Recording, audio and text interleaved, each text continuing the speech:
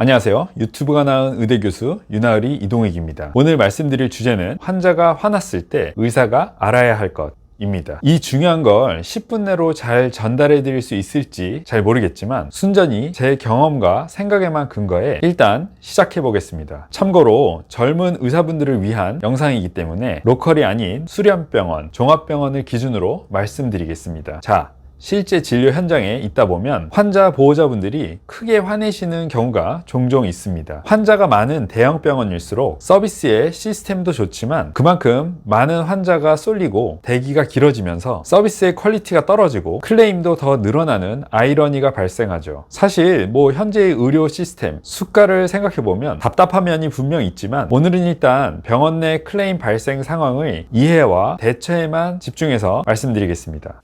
병원도 결국 고객이 의료 서비스를 소비하는 공간이니 우리가 레스토랑이나 카페에 갔을 때와 마찬가지로 똑같이 언제든지 클레임이 발생할 수 있는 상황임을 반드시 명심하셔야 합니다. 단지 정보의 비대칭과 고객이 치료를 받으러 왔다는 특수한 상황이 클레임의 발생을 그나마 억제시키고 있는 거죠.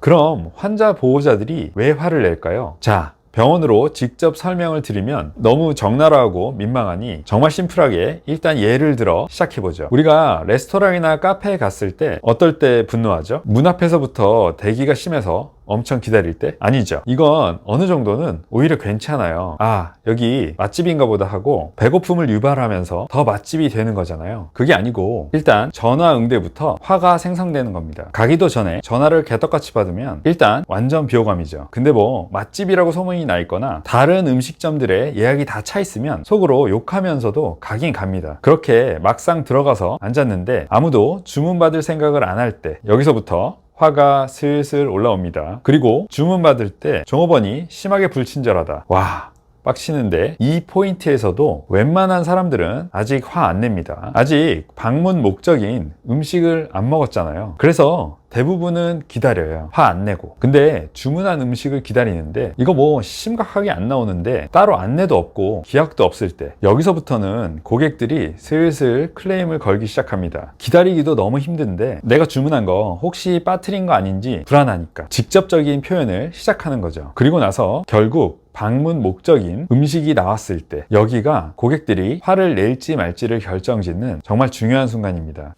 음식이 기가 막히게 맛있으면 거기서 끝이에요. 그냥 다 용서돼요. 이전 과정이 다 구려도 웬만해선 그 불편감을 감수하고서라도 또 와서 먹습니다. 단 근처에 더 맛있는 음식점이 없다면 말이죠. 근데 맛이 심각하게 없거나 이물질이 나왔다 또는 음식, 서비스에 전혀 만족하지 못했는데 형편없는 서비스에 비해 결제 금액이 말도 안 되게 비싸다고 느꼈을 때 등등. 아무튼 이런 경우에 우리는 극도로 분노하죠. 왜냐하면 여지껏 들인 시간과 비용이 아까우니까. 요약하면 고객들은 웬만해선 참아주는데 방문 목적이었던 음식이 구리면 그 포인트에서는 못 참는다는 거죠. 자, 비유로 말씀드리긴 했지만 그래도 좀 적나라 했나요? 요약하면 일단 전화응대 당연히 중요하죠. 근데 진짜는 환자 접수를 받고 진료실 입장까지 무작정 대기를 시키면 나 언제 진료 봐요? 지나간 거 아니에요? 접수된 거 맞아요? 이렇게 클레임을 시작한다는 겁니다. 그리고 그 클레임을 표현하는 클레임 발생 여부를 결정짓는 핵심은 환자들의 방문 목적인 의사의 의료 서비스에 전적으로 달려있다는 거예요. 음식이 정말 맛있으면 웬만해선 다 용서된다 그랬죠? 안 그러신 분도 있나요? 병원에서 음식은 의료예요. 음식점에서는 가격이 다 다르니 가성비라는 요소가 있지만 의료는 병원은 수가로 인해서 가격이 대부분 비슷해요. 그러니까 결국 현실에서 클레임이 발생했다면 환자가 폭발했다면 의사가 정말 불친절했거나 의료 서비스가 극히 불만족스러웠다는 얘기입니다. 너무 당연한 얘기를 했나요? 근데 반론도 만만치 않을 것 같은데 저는 진짜 이렇다고 생각해요. 만약 진료실에 들어오기 전에 밖에서 불미스러운 상황이 연출되었는데 환자가 진료실에 들어오자마자 의사의 첫 마디가 불편을 드려서 정말 죄송하다 이렇게 의사가 표현 한마디만 해줘도 웬만해선 클레임 안 걸립니다. 이건 진짜예요.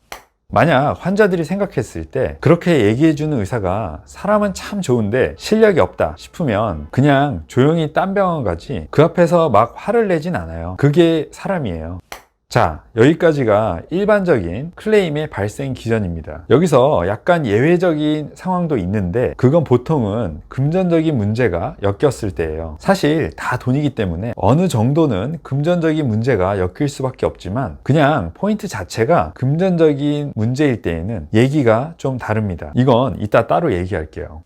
자, 그럼 이제 젊은 의사들에게 실질적으로 도움을 드릴 수 있는 클레임의 대처 방법에 대해 얘기를 해보죠. 근데 여러분은 음식점에서 불쾌한 경험을 했을 때 그때마다 다 화를 내나요? 아니죠. 어느 정도까진 큰 소리 안 내고 참습니다. 왜냐하면 주변에 생파 모르는 다른 사람들이 다 보고 있잖아요. 그래서 보통은 참고 그냥 그 음식점을 다시는 안 가죠. 아니, 음식점이 거기만 있는 것도 아니고 엄청 많은데 또 갈 이유가 없잖아요. 그러나 정말 정도를 넘어서거나 진짜 분노해서 아니면 다시 오고 싶은 최소한의 애정이 있거나 다시 올 수밖에 없는 상황일 때는 어떨까요? 진짜 분노해서 또는 개선을 바라면서 화를 내게 됩니다. 처음에는 소심하게 화를 내다가 종업원들의 응대나 반응이 어처구니 없다면 그때는 진짜 폭발을 하죠. 이래나 저래나 확실한 건 보통은 엔간해서는 참다가 각자의 기준에서 판단했을 때 정말 화를 낼 만하다 싶을 때에는 큰 소리로 화를 낸다는 겁니다. 물론 개개인마다 빡침의 감수성, 역치는 다 달라요. 근데 고객들이 각자 나름의 역치를 넘어섰다고 판단을 했기 때문에 큰 소리를 내는 겁니다. 그래서 우리는 클레임을 접근할 때 환자가 그냥 밑도 끝도 없이 화가 가득 차 있고 화낼 거리만 찾는 그런 사람이라서 화를 낸 게 아니라 다 나름의 화를 내는 이유가 있었다고 참다 그 환자의 역치를 넘어섰기 때문에 다른 사람들 앞에서 화를 낸 거라고 그런 생각을 갖는 것에서부터 시작을 해야 합니다. 그냥 무작정 환자가 이상하다 이런 생각은 진짜 문제 해결에 1도 도움이 안 되고 악순환의 구렁텅이에 빠지는 겁니다. 그러니